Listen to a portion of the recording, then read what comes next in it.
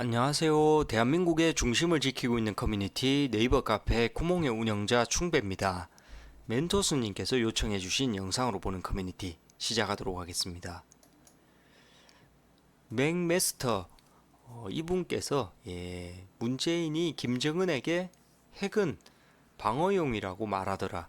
이런 제목으로 우리 정치토론 사이버 탁골공원에 올려주셨습니다. 맥메스터 이분은 트럼프 1기 국가안보보좌관 지냈던 분인데 해고록에서 이렇게 기록을 하게 됩니다. 김정은이 이 문재인이 김정은에게 이렇게 굉장히 우호적으로 뭔가 하는 행동들과 트럼프 사드 재배치 관련해서 문재인의 공약에 경로를 했다. 2017년 한미 정상회담의 비하 등을 공개했다. 이런 내용으로 왔는데 한번 내용 보도록 하겠습니다. 문 대통령은 그해 6월 30일 백악관 로즈가든에서 트럼프와 공동 기자회견을 진행한 이후에 마이크 펜스 부통령에게 후세인이나 카다피처럼 김정은은 방어를 위한 핵이 필요하다고 믿었을 뿐이라고 말했다고 한다. 이에 펜스는 문 대통령에게 이미 북한은 서울을 겨냥하고 있는 재래식 포를 보유하고 있는데 왜 추가로 핵이 필요하겠는가라고 반문했다. 펜스는 이어 우리는 김정은이 공격적 목적으로 무기를 사용할 가능성에 대해 고려해야 한다고 했다. 실제 올해 초 김정은은 유사시 핵무력을 동원해 남조선 전 영토를 평정하기 위한 대사변 준비에 박차를 가하라고 지시했다. 문 전 대통령의 공언과 정반대로 핵무기로 전쟁을 일으켜 한반도 전역을 공산화하겠다는 속내를 밝힌 것이다. 맥메스터는 첫 정상회담부터 한미가 대북 정책 방향을 두고 이견을 보였다고 말했다. 그는 양국 간 공동 성명을 작성하는 과정에 한국 측은 지속해서 북한과의 협상 전망을 강조하는 표현을 고수했다고 하며 반면 백악관 안보팀은 비핵화가 김정은에게 최선의 이익이라는 점을 설득하기 위해 제재 이행을 강조하는 표현을 사용해야 한다고 주장했다고 한다. 맥메스터는 문정부에 북한의 거듭된 미사일 도발 수위를 축소하려고 급급했다고 밝혔다. 첫 한미 정상회담이 끝난 지 불과 사흘 만인 7월 4일 북한이 동해상으로 미사일을 발사하자 맥메스터는 자신의 카운터파트였던 정의용 당시 국가안보실장에게 전화를 걸었다. 그런데 정 실장은 우리는 아직 도발에 사용된 미사일이 탄도미사일이라고 규정하는데 준비가 안 되어 있다고 했다고 한다. ICBM 발사는 유엔 안보리 대북 제재 위반이다. 맥메스터는 이에 자신이 의용 당신이 ICBM이라고 부르지 못한다고 해서 그 미사일이 ICBM이 아니라는 것은 아니지 않느냐고 따졌다고 한다. 북한이 한국을 겨냥해 도발을 감행한 상황에서도 북한을 자극하지 않기 위해서 전전긍긍하는 한국 정부의 태도를 비판한 것이다. 여기 보시다시피 여기 지금 문재인이 김정은에게 무슨 서류를 내밀고 지금 차렷 자세로 부동 자세로 서서 지금 요 김정은의 결재를 기다리고 있는 사진입니다.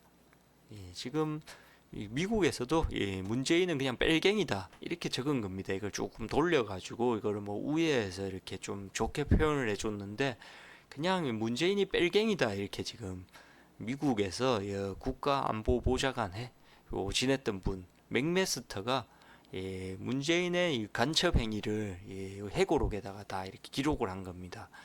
어떻게든 북한의 이로운 행위를 하기 위해서 발버둥 쳤던 인물로서 결론에 정리를 해둔 내용이 있는데 보도록 하겠습니다.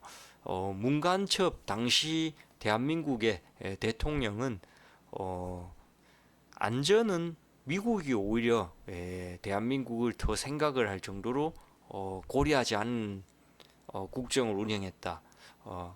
문간첩 북계 김정은을 감싸기에 바빴다.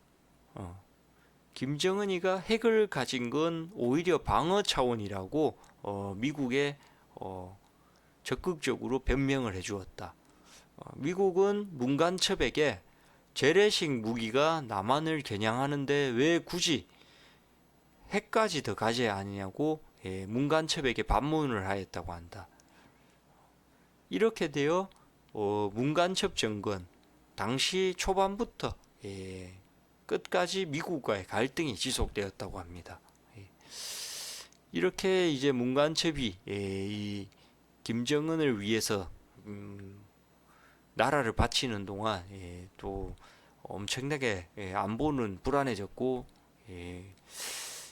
지금 현재도 마찬가지로 그 군부대조차도 이제 갈라치기를 해서 그 정군의 앞장서는 해병대마저도 이제 갈라치기를 해서 전시 상황이 벌어졌을 때 좌파 해병, 우파 해병식으로 제대로 전투가 이루어지지 않도록 만드는 것을 또다시 친북 친중을 하는 정치인들과 정당들이 그것을 이루어냈습니다.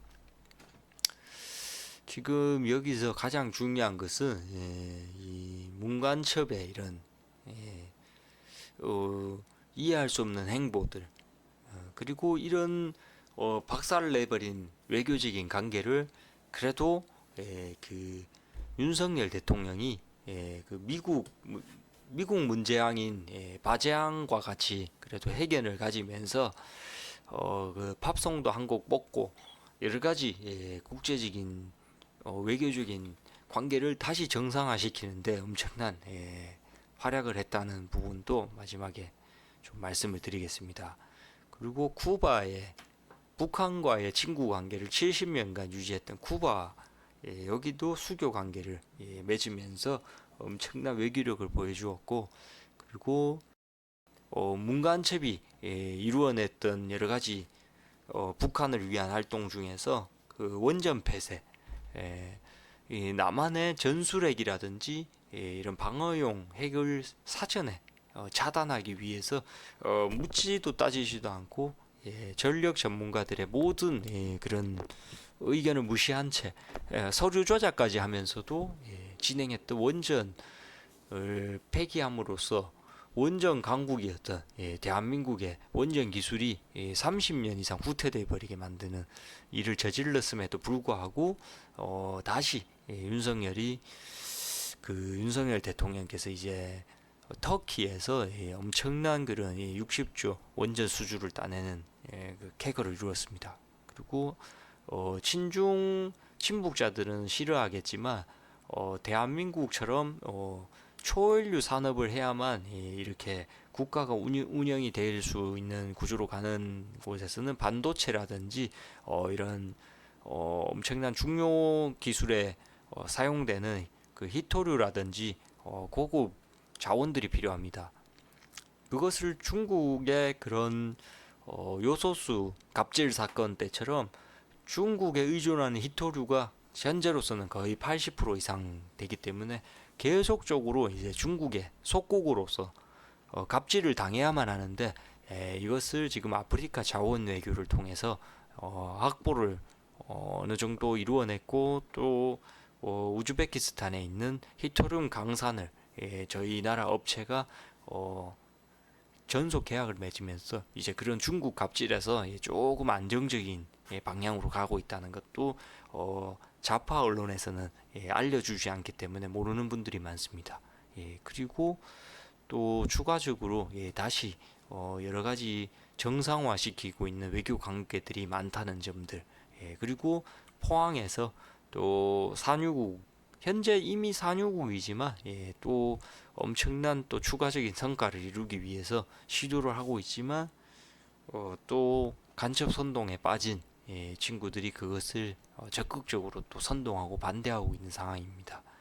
지금 요 김정은 옆에서 요 문간첩이 차렷 자세로 이렇게 있는 사진을 보시면서 우리 간첩 좌파 선동에 빠지신 분들도 이게 도대체 이게 맞는가 이런 생각을 한 번 정도는 한번 해보시기를 말씀드리면서 해당 영상을 마치도록 하겠습니다.